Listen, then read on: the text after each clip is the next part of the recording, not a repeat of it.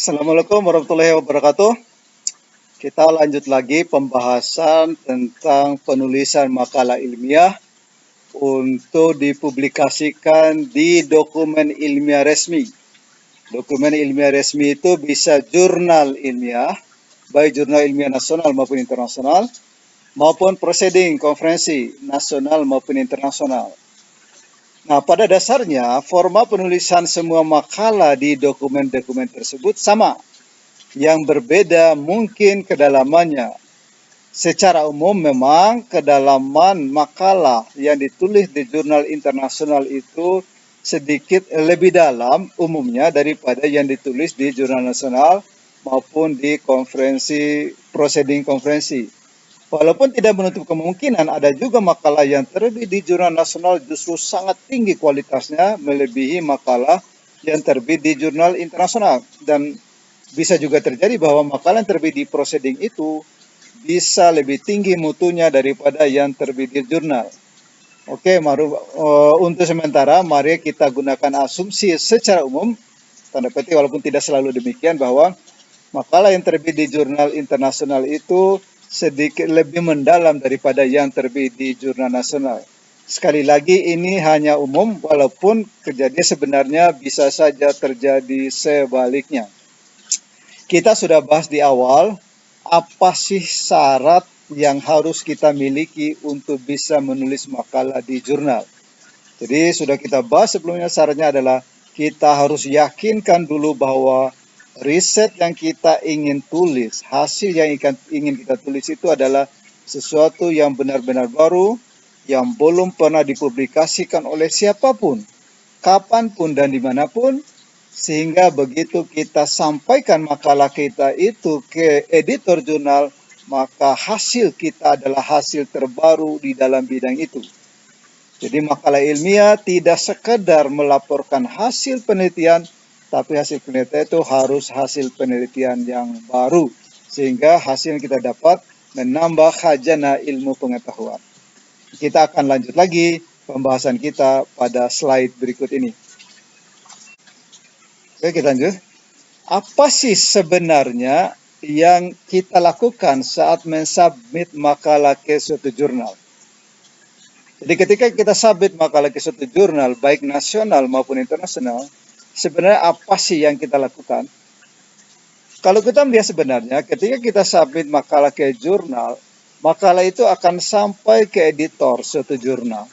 Dan editor itu akan memeriksa makalah kita apakah layak untuk dipublikasikan, layak untuk dilakukan proses dalam rangka menuju ke publikasi. Proses tersebut bisa sangat banyak. Yang pertama adalah si editor akan mengecek dulu secara ringkas apa makalah kita itu pantas tidak untuk dipertimbangkan publikasinya di dalam jurnal yang editor itu kelola. Jadi jurnal editor itu akan menjadi reviewer awal suatu makalah. Apakah perlu makalah ini melakukan proses lebih lanjut, yaitu proses review, atau cukup editor saja memutuskan makalah ini tidak cocok untuk jurnal ini karena karena topiknya berbeda, atau yang kedua adalah karena tingkat keilmiahan originalitasnya yang tidak tinggi. Sehingga editor bisa langsung memutuskan bahwa makalah ini tidak cocok untuk dipublikasikan dan langsung ditolak saat itu. Ketika makalah itu dalam pandangan editor itu mengandung originalitas dan mempunyai peluang untuk dipublikasikan di jurnal yang editor kelola, maka editor akan melakukan proses selanjutnya, yaitu akan mengirim makalah tersebut ke reviewer untuk menilai secara lebih detail isi dari makalah itu, kesesuaian dengan jurnal, tingkat keilmiahan, dan sebagainya. Jadi sebelum editor mengirim makalah ke reviewer, editor itu sendiri sudah menjadi reviewer awal, penilai awal makalah. Sebab andai kata makalah memang jauh dari topik dari jurnal, maka editor itu tidak akan mengirim ke reviewer, karena sudah pasti makalah tersebut tidak cocok dengan jurnal yang bersangkutan. Jadi ketika kita mengirim makalah ke jurnal, sebenarnya yang kita lakukan adalah meminta kepada editor, tolong dong makalah saya ini untuk diterima di jurnal. Jadi kita itu meminta editor menyodorkan makalah kita agar hasil riset kita yang ditulis makalah itu, di dalam makalah itu, diterima oleh editor untuk dipertimbangkan dalam proses review sehingga sampai kepada publikasi.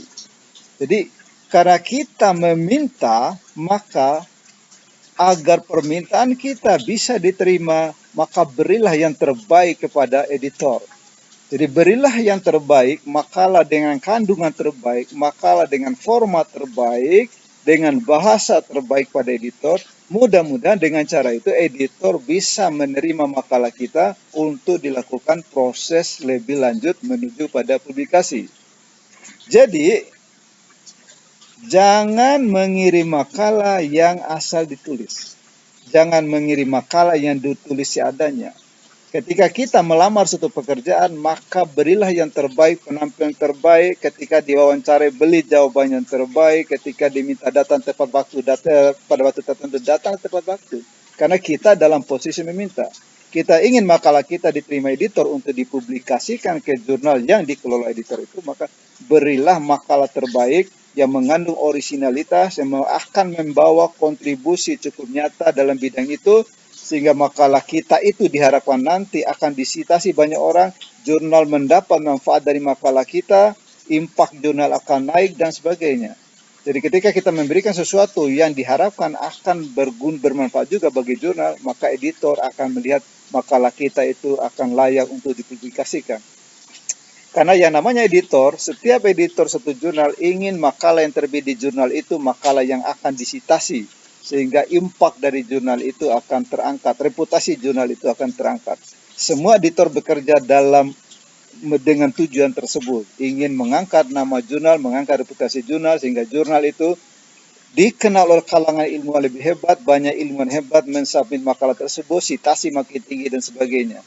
Jadi oleh karena itu, kita harus memberikan yang terbaik kepada editor. Dan tidak ada cara lain untuk menghasilkan makalah terbaik kecuali bekerja lebih banyak, merevisi lebih banyak, dan lalu membuat isi makalah itu begitu padat, begitu luar biasa, dan begitu bermanfaat bagi peneliti-peneliti lain. Dengan kata lain, makalah yang kita sampaikan kepada editor ketika submit harus mengandung kekuatan yang luar biasa, sehingga editor melihat, nah ini adalah makalah yang sangat besar impaknya, maka makalah itu ini layak untuk dipertimbangkan dalam penerbitan di jurnal ini. Jadi editor tidak akan langsung menolak makalah kita yang dia terima, tapi editor akan memproses lebih lanjut dalam proses reviewer dan sebagainya. Jadi tolong ketika kita mengirim sesuatu makalah ke editor, kirimlah yang terbaik, bebas kesalahan, mengandung keilmuan yang tinggi, originalitas tinggi. Itu yang makalah kita memiliki kekuatan. Dan itu tidak bisa dikerjakan dalam waktu singkat. Itu perlu pengerjaan yang memakan waktu yang cukup panjang. Kita hindari kesalahan sekecil mungkin, jangan sampai ada kesalahan. Karena takutnya kesalahan kecil itu membuat makalah kita menjadi bermasalah sejak di awal. Jadi oleh karena itu, tolong tulislah dengan baik, makalah dengan baik sesuai dengan apa seharusnya yang akan diperoleh peneliti dari makalah kita itu.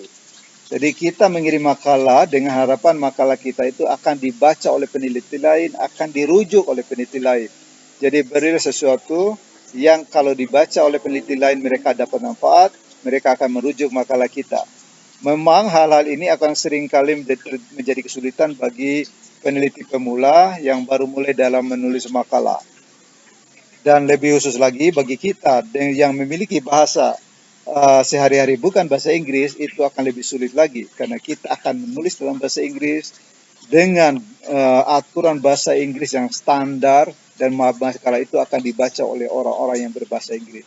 Maka bagi kita yang bukan native speaker English, bagi penulis pemula, maka menulis makalah yang diharapkan akan menjadi pertimbangan positif editor memang suatu perjuangan yang berat. Tapi jangan khawatir bahwa hal ini akan dialami oleh semua peneliti pemula dimanapun di dunia ini, termasuk juga peneliti yang berbahasa Inggris. Jadi ini adalah suatu level, suatu tahapan yang harus ditempuh oleh orang yang ingin berkecimpung sebagai peneliti, bahwa menulis makalah di awal-awal itu akan sangat sulit, tetapi ketika kita coba, maka kita akan terbiasa dan selanjutnya akan jauh lebih mudah. Tapi intinya adalah, apakah kita penulis pemula atau penulis yang sudah lama, maka menulis makalah yang terbaik yang dikirim ke editor suatu jurnal itu wajib dilakukan. Sekali lagi, jangan sampai karya-karya hebat kita itu ditolak editor di awal hanya karena tidak ditulis dengan baik. Mungkin makalah kita sebenarnya mempunyai impact yang besar, mempunyai manfaat yang besar bagi peneliti-peneliti lain, tapi karena kita tidak menulis dengan baik, maka makalah kita itu ditolak saat baru saja diterima oleh editor. Ini berarti kita membuang begitu banyak waktu, biaya, dan tenaga hanya untuk menulis sesuatu yang ditolak di awal. Untuk diskusi kali ini saya cukupkan dulu. Nanti akan kita mulai masuk ke bagian-bagian makalah ilmiah. Apa saja bagian utama makalah ilmiah, lalu bagaimana, apa isi bagian-bagian tersebut, bagaimana cara menulisnya supaya waktu itu lebih efektif dalam penyelesaian makalah. Tapi tetap kita butuh waktu yang cukup panjang untuk menyelesaikan makalah. Jangan harap setelah kita membaca pengalaman orang, membaca sana sini, oh saya bisa menulis dalam waktu singkat, itu lupakan. Orang yang sudah menulis makalah banyak pun akan butuh waktu lama untuk menulis makalah. Menulis makalah itu perjuangan yang kadang-kadang kita tidak tahu kapan selesainya, tapi nanti kita sadar bahwa rasanya sudah cukup segini saja. Jadi jangan ditarget saya mau selesai nulis makalah 1 minggu, dia lupakan. Tulis saja, baca, tulis, pikirkan. Kalau merasa sudah begitu lengkap, maka barulah kita mengatakan udah cukup sekian. Gitu.